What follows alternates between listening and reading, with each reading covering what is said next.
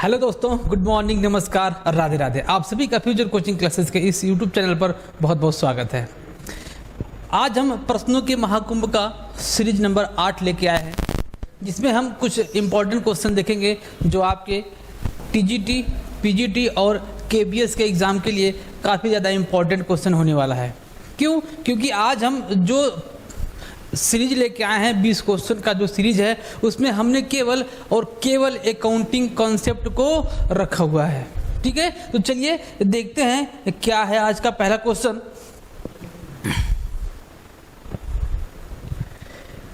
पहला क्वेश्चन क्या देखिए, कह रहा है कि प्रथम मानक लेखा परीक्षा व्यवहार संबंधित है। आपसे क्वेश्चन पूछ रहा है कि जो प्रथम मानक लेखा मतलब कि मानक standard auditing and practice, SAP जिसे बोलते हैं, क्या बोलते हैं? सैप बोलते हैं। स्टैंडर्ड ऑडिटिंग एंड प्रैक्टिस एक कह रहा है कि किससे संबंधित है।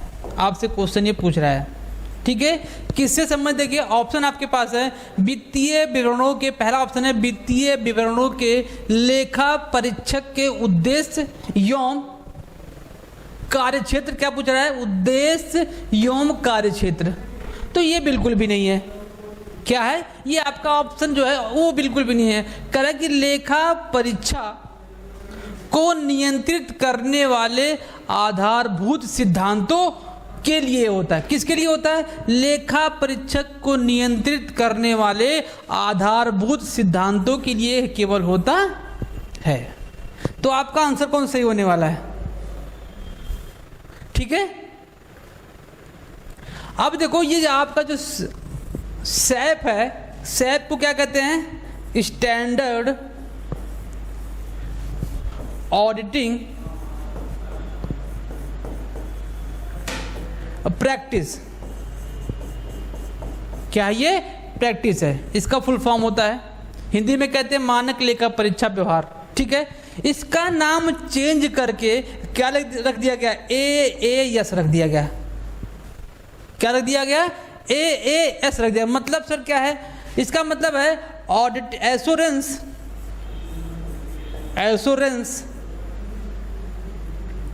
Auditing standard. क्या रखा गया? ऑडिटिंग स्टैंडर्ड रख दिया गया। पहले इसका नाम क्या था? सैप था, बाद में क्या हो गया? AAS हो गया। ठीक है, तो ये आपका ये आज का पहला क्वेश्चन था। काफ़ी ज़्यादा आसान क्वेश्चन था, लेकिन अब जो क्वेश्चन शुरू होने वाला है वो आसान तो है, लेकिन क्या है? आपका पूरा अकाउंटिंग स्टैंडर्ड का कॉन्सेप्ट है। ठीक है, अकाउंटिंग स्टैंडर्ड का पूरा कॉन्सेप्ट अब यहां से क्वेश्चन शुरू हो रहा है, जो क्वेश्चन नंबर 2 से 20 तक का। देखिए क्या है। पहला क्वेश्चन कह रहा है कि कंपनी के एकीकरण से संबंधित लेखांकन। क्या कह रहा है? लेखांकन। कौन सा एकीकरण? एकीकरण का मतलब अंग्रेजी में से बोलते हैं अमलगमेशन बोलते हैं। क्या बोलते हैं? अमलगमेशन। आपसे पूछ रहा है कि इसका कौन सा अकाउंटिंग स्टैंडर्ड है अमलगमेशन का। पहले जान लो अमलगमेशन होता क्या है। अमलगमेशन का मतलब होता है कि जब दो कंपनियां मिलकर एक नई कंपनी का निर्माण करती हैं तो क्या कहलाता है? अमलगमेशन कहलाता है। ठीक है, क्या? जब दो कंपनियां मिलकर, suppose X and Y limited company है, दोनों मिलकर क्या बन रही हैं? Z लिमिटेड बन रही हैं, तो ये क्या कहलाएगा? आपका अमलगमेशन कहलाएगा। मतलब कि X और Y कंपनी बंद नहीं हो रही हैं, बस क्या हो जा रही हैं? Z के नाम से नया रूप आ गया उनका। ठीक है, अब ये पूछा है कि इसका अकाउंटिंग स्टैंडर्ड कौन सा है? AS कौन सा है? AS इसका 14 है। आंसर कौन सा है? 14। AS 14 कहता है किसके लिए? अमलगमेशन के लिए। तो AS 16 क्या कहता है? AS 20 क्या कहता है? AS 12 क्या कहता है? इसके बारे में थोड़ा चर्चा कर लेते हैं।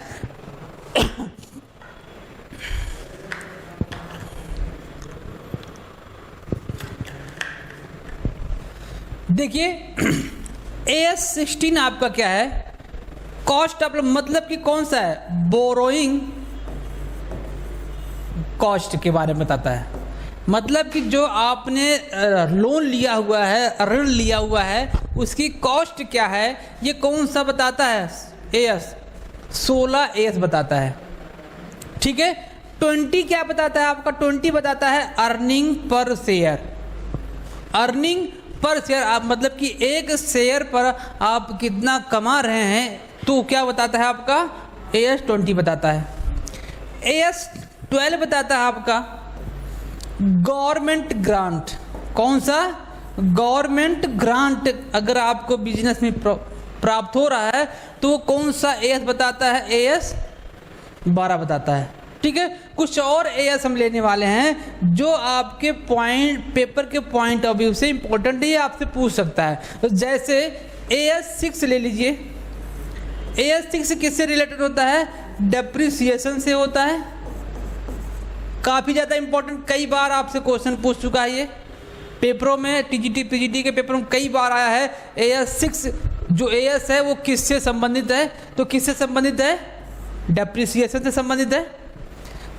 पहला ही लेते हैं AS पहला, AS फर्स्ट किससे संबंधित होता है भाई, AS फर्स्ट आपका होता है disclosure of accounting principle.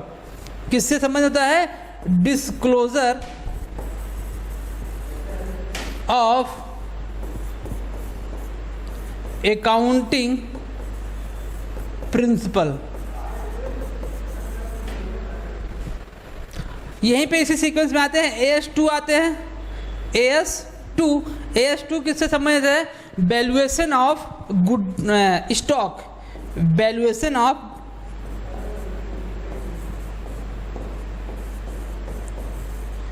Stock से संबंधित है। और AS3 आपका है कैश फ्लो संबंधित है।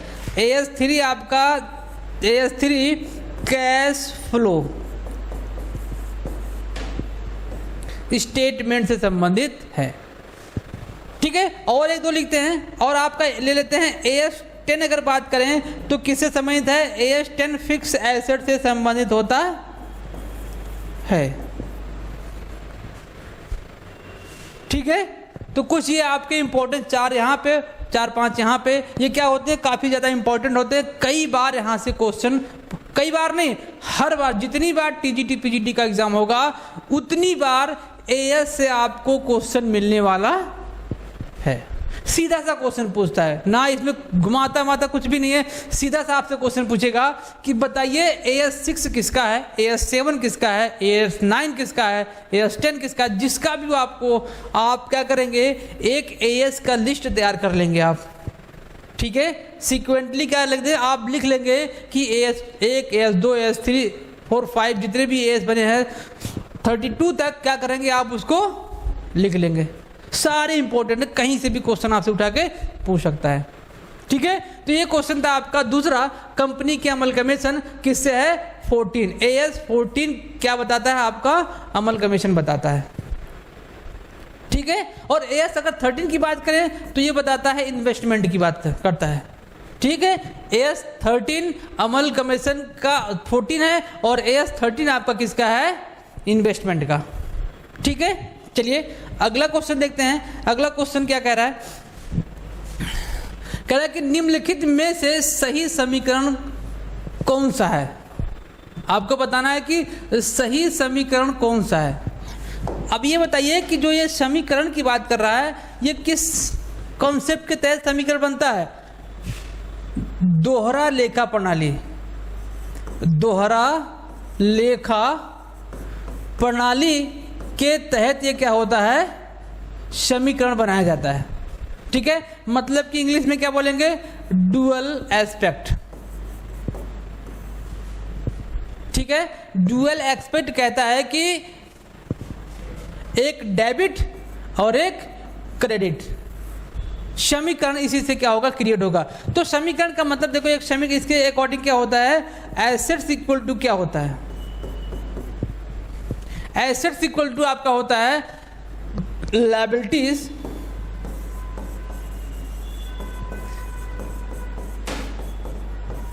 Plus capital.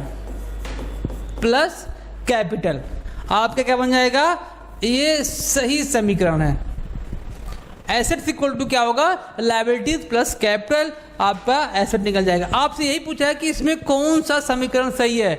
संपत्ति इक्वल टू, ये बिल्कुल भी सही नहीं है। एसेट के बराबर कैपिटल कह रहा है, जी नहीं, बिल्कुल ही आपका आंसर सही नहीं है। दूसरा कह रहा है कि संपत्ति बराबर दायित्व माइनस पूंजी, जी नहीं, बिल्कुल भी नहीं है, क्योंकि दायित्व प्लस पूंजी होगा तब क्या बनेगा, सही समीकरण। तो इसका मतलब आपका ऑप्शन 3 क्या है, सही है, संपत्ति इक्वल टू दायित्व प्लस पूंजी। हम इसी में 2 समीकरण और बना सकते हैं, ऐसा घुमा सकता है क्वेश्चन, आपसे पूछ सकता है। हम इसी में 2 समीकरण और बना सकते हैं। अगर हमको लायबिलिटी निकालना है तो क्या करेंगे, अगर आपसे पूछ ले कि लायबिलिटी इक्वल टू क्या होता है, तो लायबिलिटी इक्वल टू होता है, इसको अपने स्थान पे रहने दो कैपिटल, मतलब कि इसको ही रहने दो। अब इसको इधर लेके आएंगे तो क्या बन जाएगा, एसेट इधर चला आएगा, ये प्लस में है तो क्या हो जाएगा, ये माइनस में हो जाएगा, तो कैपिटल माइनस में चला जाएगा। तो लायबिलिटी इक्वल टू क्या हो जाएगा, एसेट्स माइनस कैपिटल। तो आपका लायबिलिटी, अगर आपको क्या निकालना है, कैपिटल निकालना, भाई क्या निकालना है, कैपिटल। इसी समीकरण से आपको तीनों समीकरण बन जाएंगे, ठीक है। कैपिटल निकाल, कैपिटल को वहीं पर रहने दो, लायबिलिटी को इधर लेके चले आओ, मतलब कि एसेट्स ये प्लस में है तो माइनस में चला जाएगा, तो क्या हो जाएगा, लायबिलिटी हो जाएगा, ठीक। आपका 2-3 समीकरण, पहला, दूसरा एंड तीसरा समीकरण तैयार हो गया, ठीक है। तो बात समझ आएगी ना। तो आपका सही आंसर कौन सा है, 3, संपत्ति बराबर दायित्व प्लस पूंजी, ठीक है। और 2 समीकरण और देख लीजिएगा, लायबिलिटी इक्वल टू क्या होता है, एसेट माइनस कैपिटल, और कैपिटल बराबर क्या होता है, एसेट माइनस लायबिलिटी, ठीक। चलिए अगला क्वेश्चन देखते हैं। कह रहा है कि एक व्यापार के शुद्ध मूल्य का अर्थ, मतलब कि आपसे पूछ रहा है कि नेटवर्थ क्या होता है, शुद्ध नेटवर्थ कैसे निकलता है, किसी भी व्यवसाय का उसका शुद्ध मूल्य कैसे निकाला जाएगा, आपसे उसका फॉर्मूला पूछ रहा है। इसका फॉर्मूला आपका ऑप्शन नंबर 4 होगा, क्या होगा, 4। इसका फॉर्मूला होगा total assets minus outside liability, minus outside liabilities होता है इसका फॉर्मूला। नेटवर्थ का फॉर्मूला ही होता है total assets minus outside liabilities equal to net worth, ठीक है। आपसे ये पूछा था तो आपका आंसर कौन सा है, 4 सही है। नेक्स्ट क्वेश्चन देखते हैं। अगला क्वेश्चन कह रहा है कि हानि का आकलन करना, ध्यान से पढ़िएगा, क्या कह रहा है, हानि का आकलन करना, लाभ जब तक वसूल ना हो जाए उसका लेखा बद्ध ना करना। इसका ये लेखाबद्ध ना करना, क्या करना, लेखाबद्ध ना करना। जिस सिद्धांत का हिस्सा है वह कौन सा है। कुछ सिद्धांत दे रखे हैं, है ना। आपसे क्वेश्चन पूछा है, मैं इसको सिंपल भाषा में बताऊं। कह रहा है कि ऐसा हानि जो भविष्य में होने वाला है उसके लिए क्या हो जाना, तैयार हो जाना, लेकिन लाभ का कोई रिकॉर्डिंग नहीं करना। अगर हमको लग रहा है कि भविष्य में लाभ होने वाला है तो उसकी कोई रिकॉर्डिंग नहीं की जाएगी। लेकिन अगर हमको लग रहा है कि भविष्य में हमको हानि का सामना करना पड़ेगा, इन फ्यूचर में क्या होने वाला, लॉस होने वाला है, तो उसका क्या कर लेना है, रिकॉर्डिंग कर लेना, उसके लिए प्री प्लानिंग कर लेनी है, प्रोविजन बना लेना है। तो वो पूछ रहा है कि यह सिद्धांत किससे संबंधित है, यह सिद्धांत किससे संबंधित है। चलिए देखते हैं, एक एक सिद्धांत के बारे में चर्चा करेंगे, ये क्या होता है, इसके बाद आप आंसर दीजिएगा कि कौन सा इसका सही है। संगतता पहला है, इसको अंग्रेजी में बोलेंगे, इसको अंग्रेजी में बोलते हैं कंसिस्टेंसी। क्या है ये, कंसिस्टेंसी है। कंसिस्टेंसी का मतलब होता है कि जो आप विधि, जो आप मेथड अप्लाई कर रहे हैं उसका चेंज हर वर्ष में ना करना, लगातार उसको कंटिन्यू करते रहना।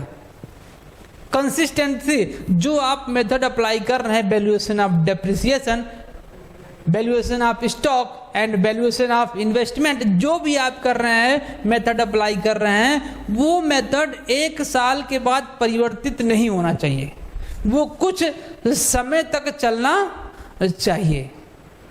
वही क्या है? संगतता है, कंसिस्टेंसी है। जैसे आप, मैं एग्जांपल लेता हूं कि डेप्रिसिएशन का जो वैल्यूएशन करने का मेथड है, मान लिया आप WDV लिए हुए हैं और रिटेन डाउन वैल्यू से आप मशीन या एसेट पर डेप्रिसिएशन चार्ज कर रहे हैं, लगा रहे हैं।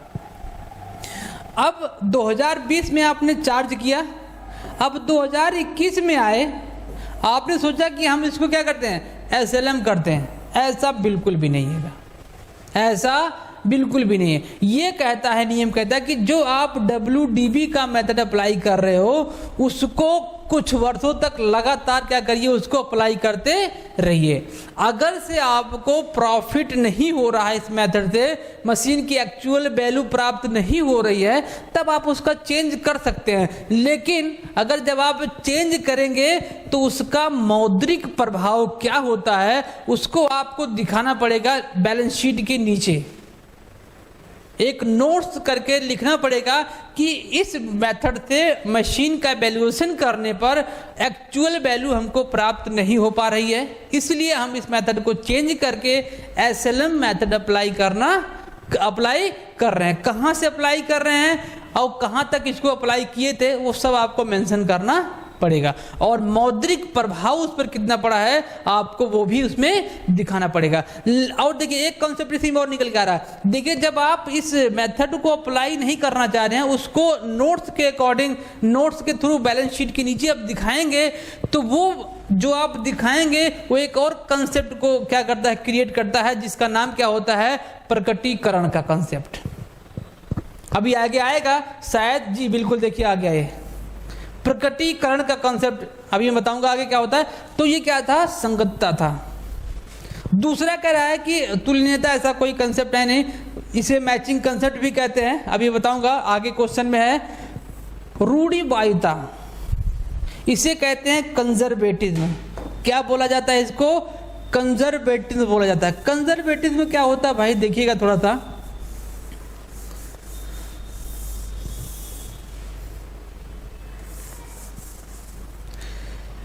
इसे बोलते हैं कंजर्वेटिज्म।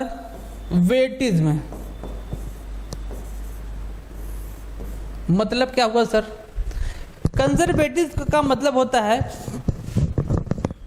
कि फ्यूचर की बात करता है। किसकी बात करता है, फ्यूचर की बात करता है। आपका जो क्वेश्चन है आंसर यही होने वाला है। रूढ़िवादिता किसकी बात करता है, ये फ्यूचर की बात करता है कि फ्यूचर में यदि हमको लग रहा है कि हमको लॉस होने वाला है, तो उस लॉस के लिए अभी हम क्या हो जाएंगे, तैयार हो जाएंगे।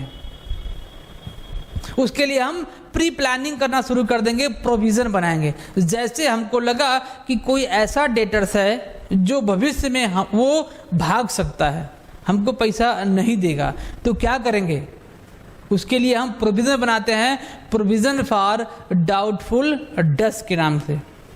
ठीक है, प्रोविजन फॉर डाउटफुल डेट्स के नाम से क्या बनाते हैं, प्रोविजन बनाते हैं। वो कौन सा कंसेप्ट कहता है ऐसा, रूढ़िवादिता। रूढ़िवादिता कंसेप्ट कहता है कि भैया अगर आपको लग रहा है कि फ्यूचर में प्रॉफिट होने वाला है तो उसको इग्नोर करो, प्रॉफिट हो रहा तो होने दो, कोई दिक्कत नहीं। लेकिन अगर आपको लग रहा है कि प्रॉफिट ना होके आपको लॉस होने वाला है, तो आप उसके लिए क्या बना लीजिए, रिजर्व बना लीजिए, प्रोविजन बना लीजिए। ठीक है, इसे provision for depreciation, provision for doubtful debts. ठीक है, ये सब क्या होते हैं, हमारे प्रोविजन होते हैं। किस कॉन्सेप्ट के तहत, रूढ़िवादिता कॉन्सेप्ट के तहत। ठीक है, आगे चल देखिए क्या कह रहा है कि प्रकटीकरण।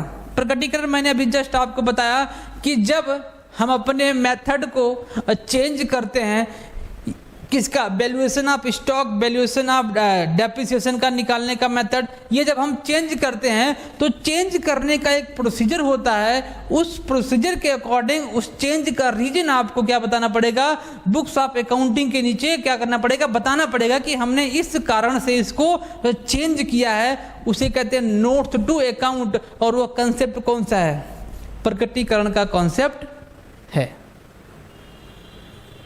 ठीक है, तो आपका आंसर इस क्वेश्चन का आंसर 3 रूढ़िवादिता का सिद्धांत कहता है कि भविष्य के हानियों के लिए आप तैयार हो जाइए। ठीक है, चलिए अगला क्वेश्चन देखते हैं। अगला क्वेश्चन क्या कह रहा है,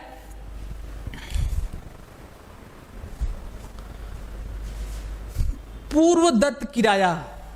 से संबंधित है। आपसे पूछ रहा है कि जो प्रीपेड रेंट है, पता ना आपको प्रीपेड रेंट क्या होता है? जी सर बिल्कुल पता है। प्रीपेड रेंट का मतलब होता है भाई प्रीपेड रेंट। कुछ पूछ रहा है कि ये किस खाते से संबंधित है। प्रीपेड का मतलब ऐसा किराया जो हमने पहले ही उसको पेमेंट कर दिया, तो क्या कहलाएगा? प्रीपेड। अभी अराइज नहीं हुआ है लेकिन हमने पेमेंट पहले कर दिया है, तो क्या हो जाएगा? प्रीपेड हो जाएगा। ये पूछा है कि ये प्रीपेड अगर है तो कौन से खाते से संबंधित है। आपका ऑप्शन है नाम मात्र खाता नॉमिनल अकाउंट, पर्सनल अकाउंट, मूर्त वास्तविक मतलब कि tangible real account and intangible real account. तो आपका ऑप्शन जो 2 है वही आपका आंसर है, व्यक्तिगत खाता। कैसे देखिएगा, आप सबको पता है कि जो आपका नाम मात्र का खाता होता है, नॉमिनल अकाउंट होता है, नॉमिनल अकाउंट, उसमें केवल और केवल क्या दिखाया जाता है? सभी लॉसेस को, सभी एक्सपेंस को, प्रॉफिट्स एंड इनकम को इसमें दिखाया जाता है। क्या दिखाया जाता है? All expenses and losses.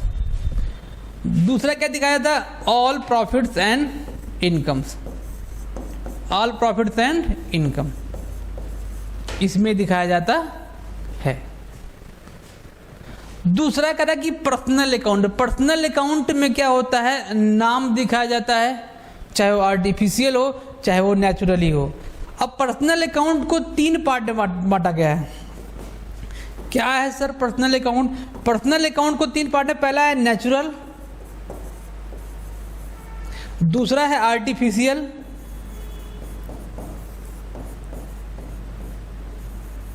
और तीसरा आपका दिया गया है रिप्रेजेंटेटिव।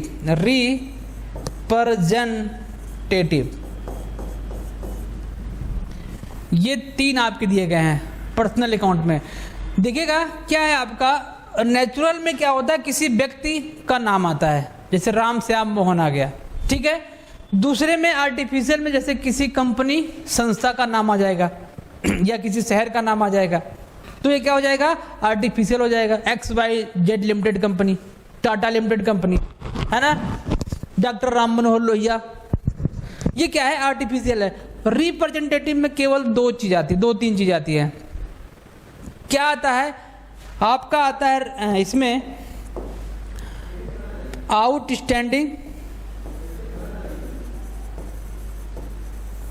आउटस्टैंडिंग एक्सपेंस आता है आपका, और क्या आता है भाई? आपका आता है प्रीपेड एक्सपेंस आता है आपका यहाँ पर, ठीक है। एक्रूड और अनएक्रूड भी इसी कैटेगरी, मतलब कि रिप्रेजेंटेटिव की कैटेगरी में आपके एडजस्टमेंट से संबंधित आते हैं, जैसे प्रीपेड, आउटस्टैंडिंग, एक्रूड एंड अनएक्रूड। तो आपका कौन सा अकाउंट है? व्यक्तिगत खाता में कौन सा अकाउंट है? Representative account. कौन सा? पूर्वदत्त किराया, ठीक है, कंफर्म। मूर्त रियल अकाउंट क्या होता है? टेंजिबल एसेट जिसमें आते हैं। रियल अकाउंट में एसेट को शामिल किया जाता है, लेकिन मूर्त में मतलब टेंजिबल एसेट जो हम छू सकते हैं, देख सकते हैं, ऐसे एसेट जिसमें आएंगे वो क्या हो जाएगा? मूर्त वास्तविक खाता। अब मूर्त में इनटेंजिबल जैसे गुडविल वो किस में आ जाएगा?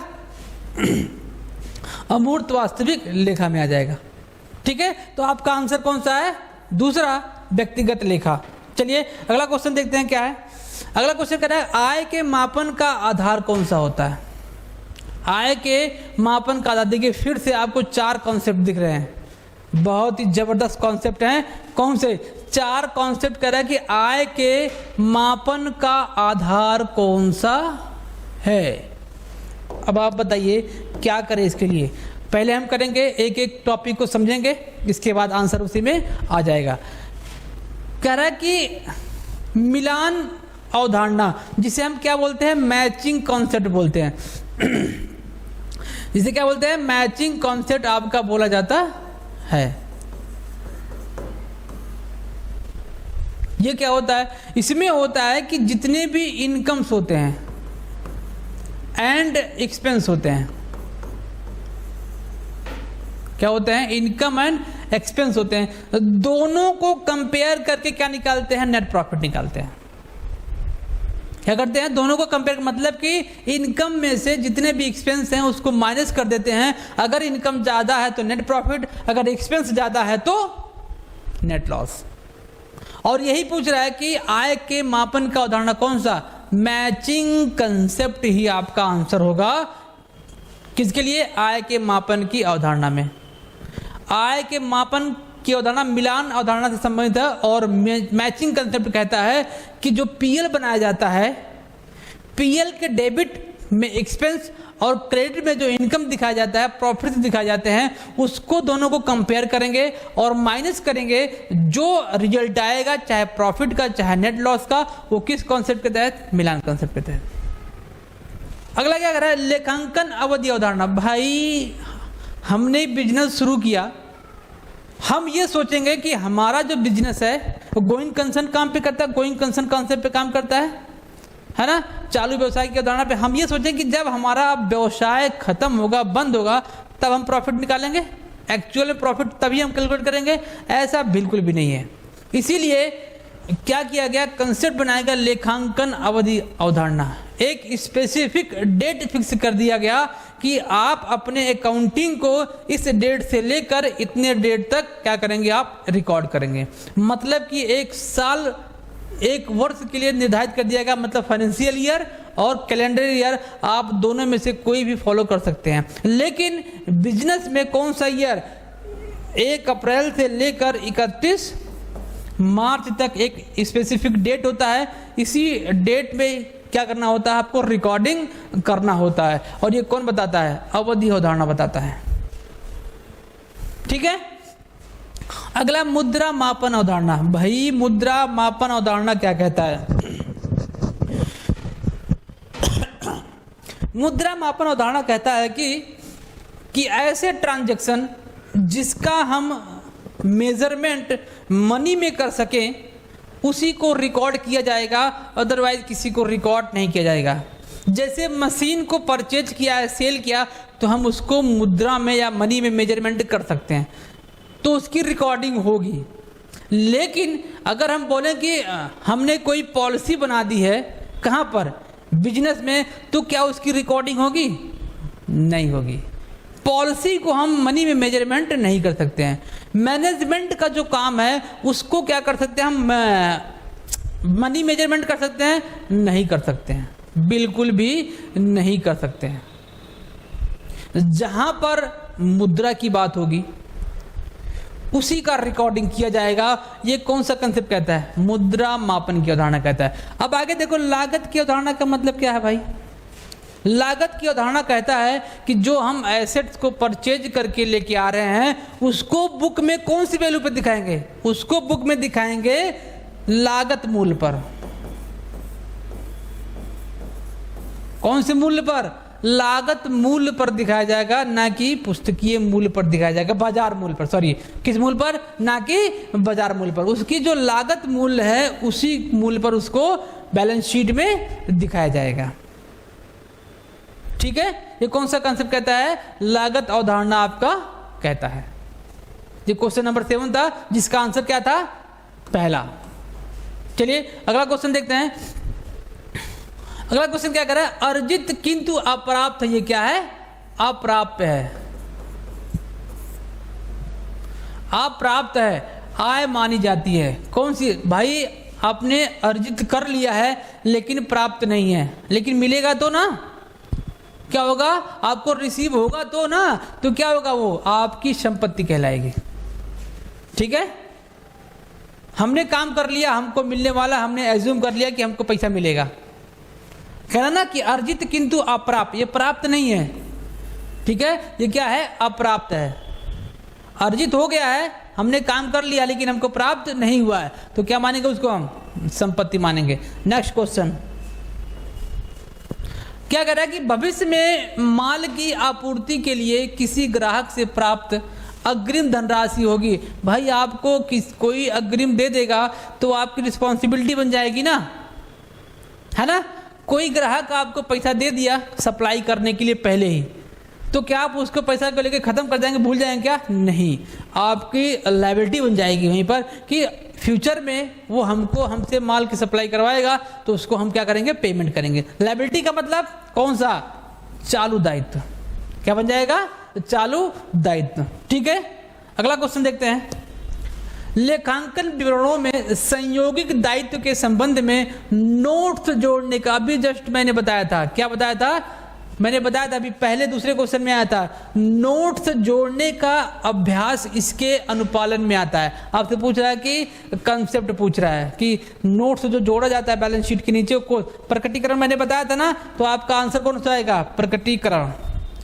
मैंने आपको बताया कंसिस्टेंसी बताया, मुद्रा मापन बताया और रूढ़िवादिता का कंसेप्ट बताया, दोनों में चर्चा कर चुका हूं। अब प्रकटीकरण भी क्या मैंने बताया, इसका मतलब होता है कि जब आप कोई वैल्यू मेथड चेंज कर रहे होते हैं उसका एक्सप्लेनेशन करने के लिए आपको एक नोट्स डालना पड़ता है, कहाँ, बैलेंस शीट के नीचे, तो वो किस कंसेप्ट के तहत, प्रकटीकरण के तहत। चलिए अगला क्वेश्चन देखते हैं। अगला क्वेश्चन कह रहा है कि रूढ़िवादिता की परिपाटी लागू होती है। बार बार देखो ये कॉन्सेप्ट आता है, ऐसे ही क्या होते हैं क्वेश्चन आपसे पूछे जाते हैं, बार बार रिपीटेड क्वेश्चन होते हैं, टीजीटी पीजीटी के रिपीटेड क्वेश्चन होते हैं, बार बार एक ही क्वेश्चन से उठा उठा के पूछते हैं, ठीक है। रूढ़िवादिता बस थोड़ा सा लैंग्वेज चेंज कर देगा लेकिन क्वेश्चन क्या होगा वही होगा। कंजर्वेटिव सिद्धांत पूछ रहा है, कंजर्वेटिव सिद्धांत में क्या होता है आपको पता है, कंजर्वेटिव सिद्धांत होता है फ्यूचर के हानियों को एज्यूम कर लेना कि फ्यूचर में हानि होगा, तो ये लेनदारों पर छूट प्रदान करना क्या ये हानि है, नहीं, ये प्रॉफिट होता है। हमको पेमेंट करना था 100 रुपये, हमने 90 रुपये किया, 10 रुपया बचा, तो ये प्रॉफिट है, तो इसका मतलब यहाँ पर नहीं होने वाला है। अप्राप्त एवं संदिग्ध ऋणों के लिए प्रावधान, ये आपका आंसर सही हो जाएगा। मैंने बताया था प्रोविजन फॉर डाउटफुल डेट के लिए जो आपको क्या बनाना पड़ेगा, प्रोविजन बनाना पड़ेगा, तो क्या किसके अंतर्गत, कंजर्वेटिव सिद्धांत के अंतर्गत, ठीक है। तो ये आपका आंसर कौन सा हो जाएगा, आंसर नंबर 2, ठीक। चलिए अगला क्वेश्चन देखते हैं। अगला क्वेश्चन कह रहा है कि दो पहलू अवधारणा, मतलब कि डुअल एस्पेक्ट, दोहरा लेखा प्रणाली आधार पर लेन देन को अभिलेखित करने की प्रणाली को कहा क्या कहते हैं। भाई इतना इजी क्वेश्चन टीजीटी के एग्जाम में आया हुआ है। दोहरा लेखा प्रणाली के आधार पर, अवधारणा के आधार पर जो लेखा किया जाता है उसका नाम क्या है, ये पूछा है। क्या खाता है, नहीं, खाता नहीं है। एकल है, नहीं है। आंसर पहला है दोहरा लेखा प्रणाली। आंसर क्या है, दोहरा लेखा प्रणाली आपका आंसर हो जाएगा, बस नाम चेंज करके पूछा था बस, ठीक है। चलिए अगला देखते हैं क्वेश्चन क्या है।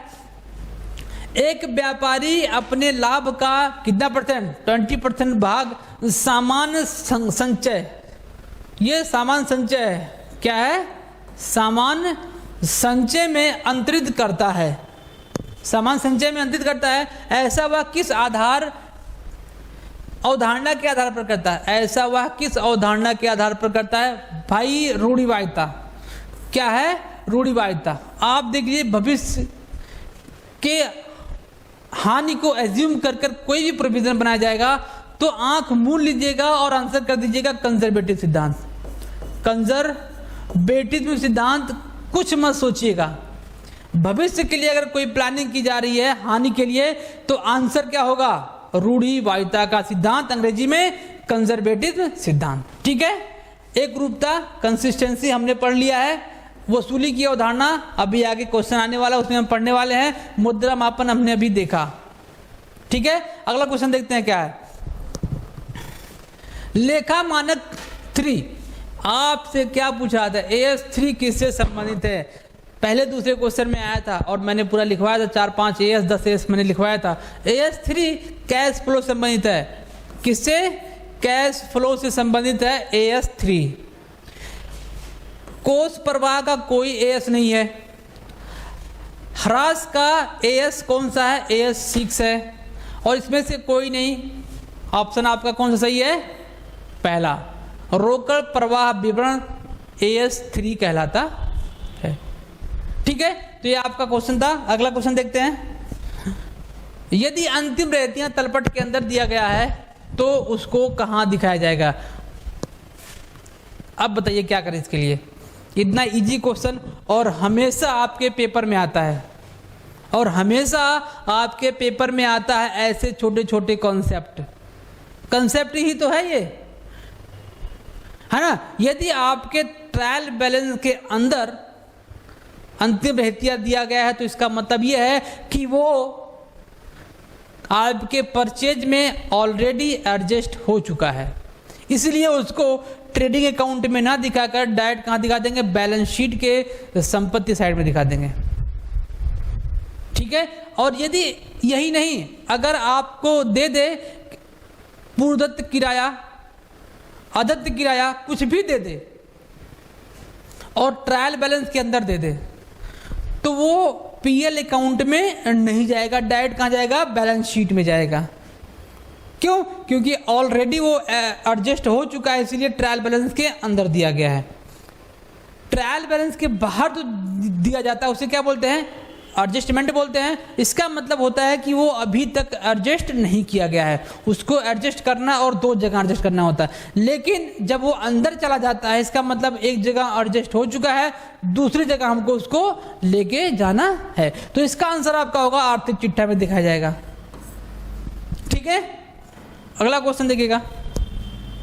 उपार्जन अवधारणा संबंधित है आगम से संबंधित है। भाई उपार्जन का मतलब क्या होता? आय कमाना। क्या कमाना? आय कमाना। इसमें कोई इसमें लॉजिक नहीं है।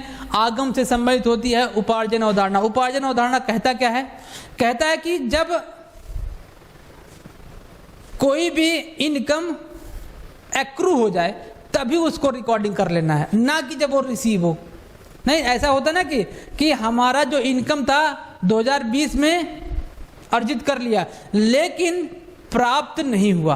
प्राप्त 2020 में मिला, 2021 में मिला, कमाया 2020 में, रिसीव हुआ कहाँ पर? 2021 में। तो रिकॉर्डिंग कहाँ करना ये बताता है। रिकॉर्डिंग जब अर्जित कर लिया जाएगा तभी उसको मतलब कि 2020 में ही क्या कर देना है? रिकॉर्ड कर देना है। ठीक है, 2021 में हम उसकी रिकॉर्डिंग नहीं करेंगे। ये आपका उपार्जन अवधारणा संबंधित है। एक बार फिर से सुनिएगा, इंपॉर्टेंट क्वेश्चन है। उपार्जन अवधारणा कहता है कि जब बिक्री हो जाए और वो बिक्री कंप्लीट हो जाए तभी उसकी रिकॉर्डिंग कर लेना है, ना कि जब बिक्री का अमाउंट 1-2 साल बाद उसको रिसीव हो। ठीक है, बात समझ में आएगी ना। आय जब अर्जित हो जाए, एक्रू हो जाए, तभी उसको रिकॉर्ड कर लेना है, जब प्राप्त होगा तब नहीं करना है। ठीक है, अगला क्वेश्चन देखिएगा।